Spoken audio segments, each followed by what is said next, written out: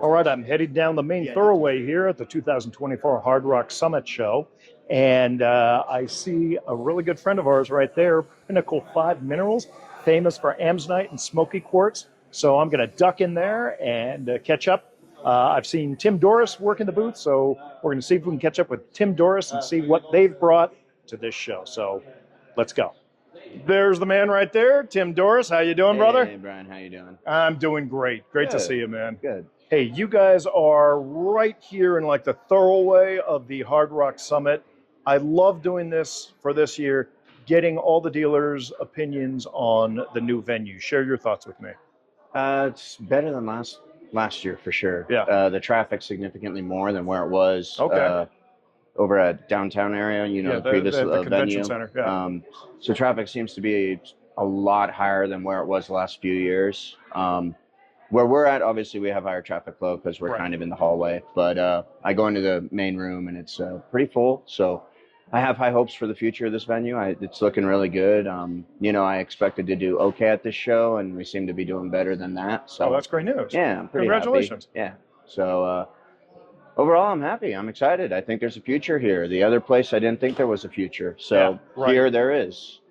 That's great.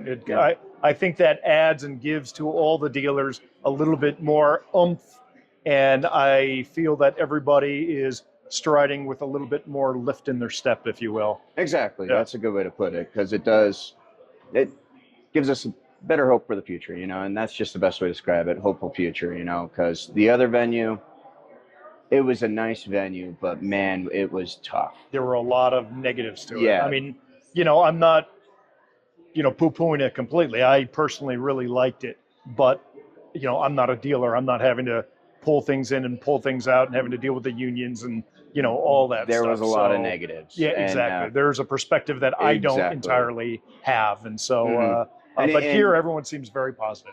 Yeah, and the management running the show has been great. Christoph's been great, and he was great at the other venue too. It was nothing that he was doing that was wrong. It was just the venue didn't work out for our specific hobby. So, exactly. But this one looks great future, and very excited about it. Dynamite. Well, everybody knows you guys so well from pulling out all the great amazonite and smoky quartz from the Smoky Hawk mine. You and I talked a little bit earlier. You showed me some photos of some things that have newly come out that I think might be ready by Tucson. Things in Tucson. Yeah, at Tucson we had a fantastic summer mining out at the claims for the amazonite and smoky quartz. And first week we hit a pretty significant pocket with some very nice combination specimens, and then the last part of the season we hit a very large pocket of just amazonite, but it is the best colored amazonite I've seen in my life. So it's very exciting. It was a good season, and we had a issue with machinery, so when do you not have an issue with machinery? Added to the cost. So finding that last pocket really helped out, because good. When we're talking big equipment, it's never a cheap fix. It's not a cheap fix, ever a cheap fix. Top 5 figures every time. Exactly. So. Well, we're really looking forward to catching up with you in Tucson at Mineral City. You guys are still at Mineral City? Yeah, Mineral City. Yeah. Okay. So we'll do that in February. But for right now, you've got some other great stuff that you want to share with us. I do. What I want to share is North America's finest aquamarine, in my opinion. I don't think very many people would disagree with it, because the color is only rivaled by Vietnam, and it is mirror luster and pure gem.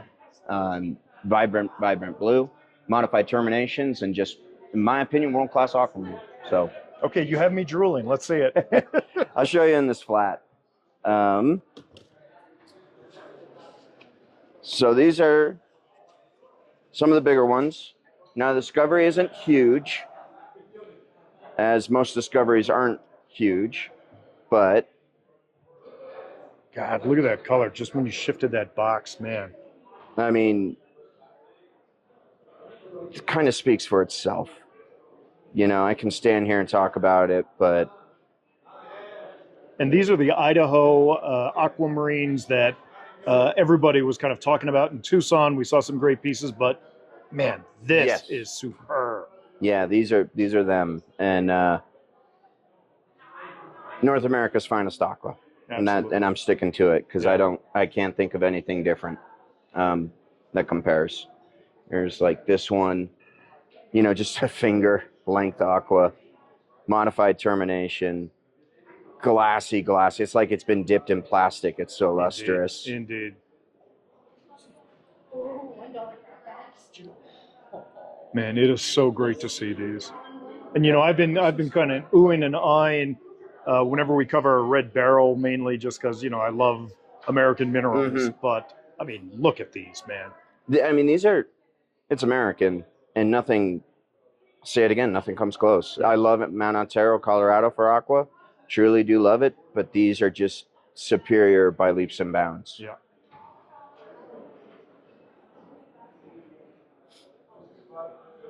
And it's like they've been dipped in glass. And I have, you know, a couple, the matrix pieces were awfully difficult to get. We have some like this with the cross up there, you know, a little one down low, very little feldspar on the base.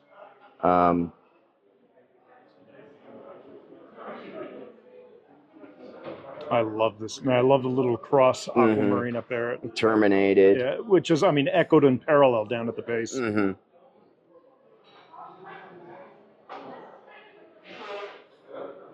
You know, you can see through the crystal to see the cross. Absolutely. So clear and gemmy. And then I'll grab this one from this flat. Don't have very many in here.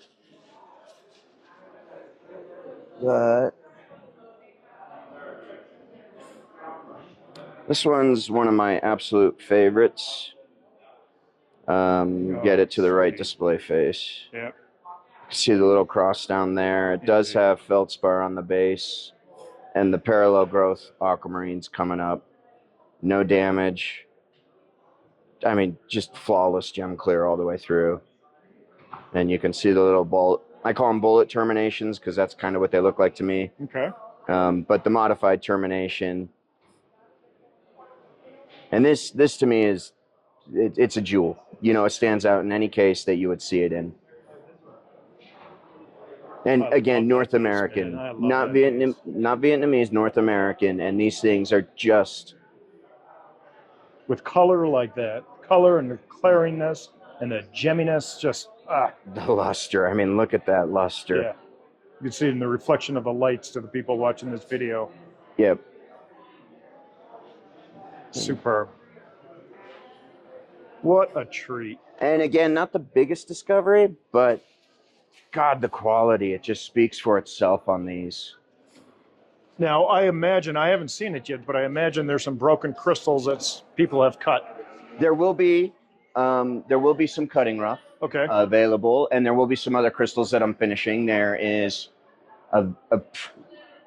one more, much more significant crystal. It's actually extremely aesthetic. It's basically a V with some matrix attached. On matrix. Not much matrix. Okay. But it's a V that comes off matrix, and then it's got a little sidecar down. It's a world-class aquamarine. It's about two inches long on each one. I have to finish that one. It is, you know, repaired because that is the nature of it. But that one and a handful of others. But these are the biggest ones that we have available. But and then of course, you know, we have one like this little guy, which, I mean, these two. This is a competition thumbnail. Yeah. Both of those are just world class. Superb. How fun. Now, is the operation still ongoing? There are still people collecting up there. Okay. And it is going to be in the national forest, so there's no issue with wilderness.